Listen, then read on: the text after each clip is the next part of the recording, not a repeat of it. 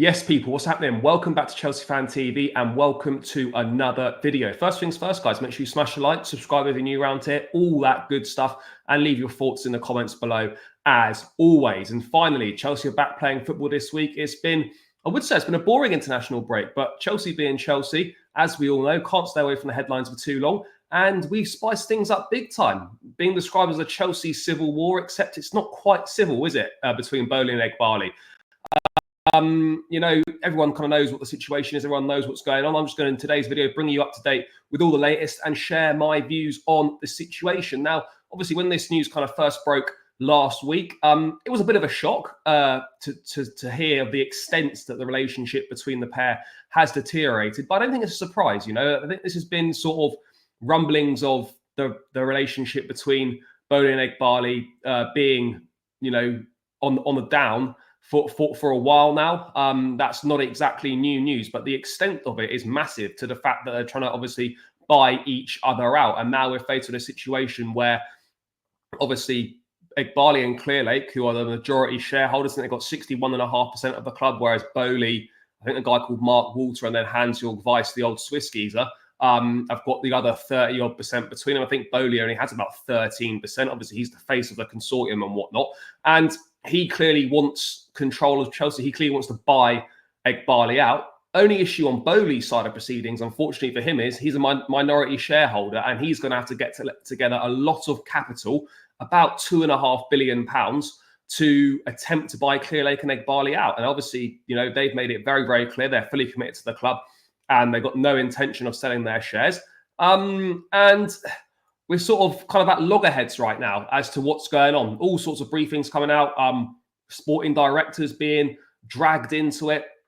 A big piece in The Athletic on Monday about kind of how Boehly's approach differs to Egbhaly's and the kind of the pros and cons. And so ultimately, we don't really know what the situation is, other than the fact that these two don't get on. Also, they don't like each other, but they definitely don't get on. They don't see eye to eye in how things are being done at the football club.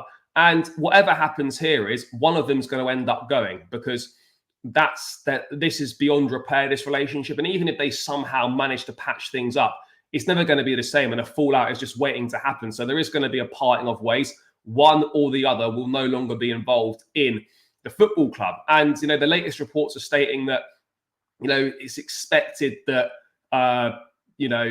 Boehly will be bought out by Clearlake. That is the sort of most likely outcome, which, that's kind of a safe thing to say, and it hedge your bets against with the majority shareholder. That's kind of an obvious thing to say. But, The Athletic was interesting.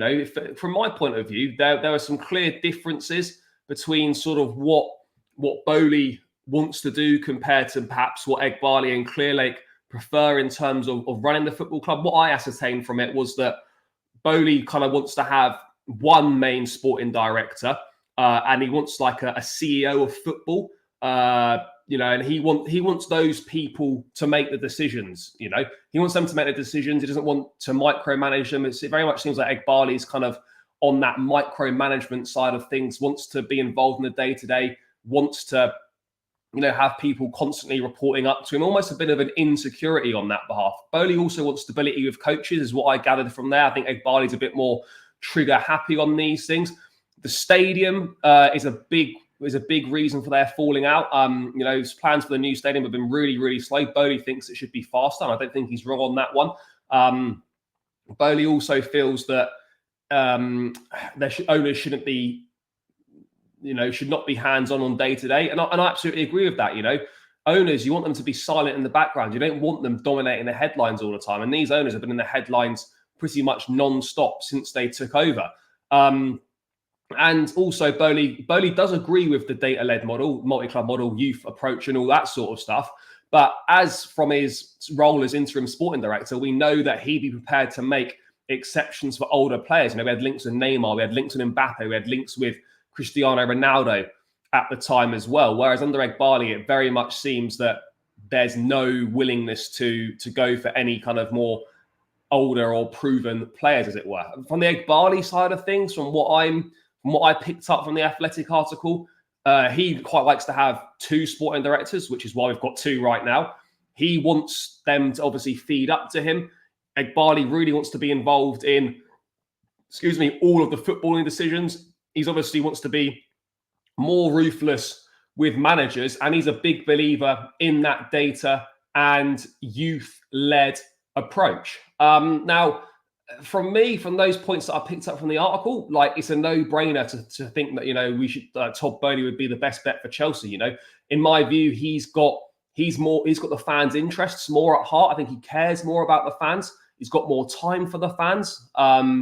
He's obviously spoken at business conferences and stuff. Speaking about patience and whatnot, the importance of fans and these type of things. The only time we've ever heard from Egbhaly or Feliciano, the sort of the main Clearlake guys, we've never heard from Egbhaly. And Feliciano, the one thing he spoke about was making money.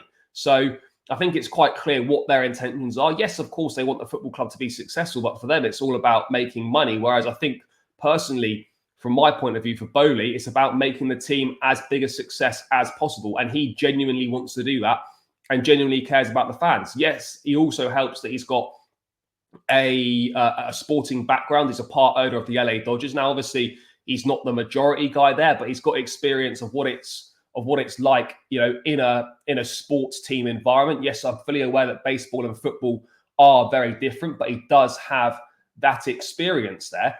But I think ultimately, whether you're Boehly, whether you're Egbhaly and Clearlake, the most important thing is that Chelsea get this sorted out as quickly as possible. They get to the situation where the ownership are all pulling in the same direction. Regardless of the idea, everyone needs to be on the same page.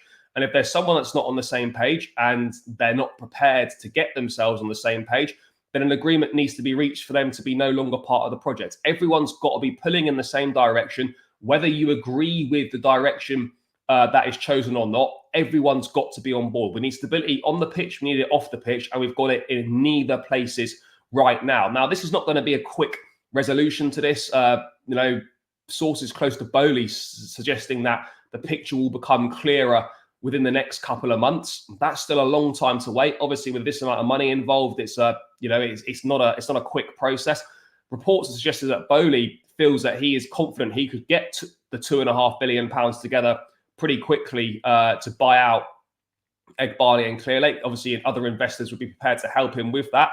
And at some point, something has to give, because someone's got to back down, as we can't continue how we currently are in this situation. The worry is now that this is going to dominate the headlines. It's going to distract from the task at hand on the pitch. Now, I don't think the outside noise will affect the team's performance on the pitch. I think as players, you very much, separate yourself from the noise outside the club that's not to do with the football. But what's not going to help is that in every press conference now, every time Enzo Maresca speaks to the media or whatever, he's going to be constantly asked questions about this, of which he's got no say in it and he's got no control over it whatsoever.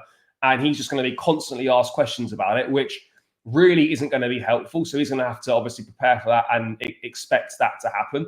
And it's just an unnecessary distraction that we don't need at this point in time. We simply do not need it. But this is Chelsea. It's a mess. It's kind of what we do. And, the cheek of these guys to say that the club wasn't particularly well run when they took over, but it's arguably even worse run right now. Yeah, there's some good things they've done, but there's also some things that are shocking. And there's things that, these guys aren't even pulling in the same direction. Disagreements over a lot of stuff. Yes, obviously everyone has to sign off on decisions for them to go through. But I think as long as there's a majority amongst the shareholders, excuse me, then it gets put through. I think a lot of people are saying that Boehly would have been pro keeping Pochettino for at least one more season for stability. I don't necessarily think that trail of thinking is the wrong way to go. There's no guarantees that making that change means we're going to be better in the long run or better this season. That's absolutely clear in my mind. And then there's been reports of an 18-page report that was put together by Winstanley and Stewart as to why Pochettino should go, and they presented it to Boehly in a meeting. Obviously, Boehly, I think, did want to veto the situation and keep Pochettino, but ultimately he chose not to veto it because I don't think there would have been enough votes, and he hasn't got enough shares to have that for his vote to sort of have a big say for the whole thing to be called off. But what I find quite funny is that Winstanley and Stewart spent 3 or 4 months appointing Pochettino.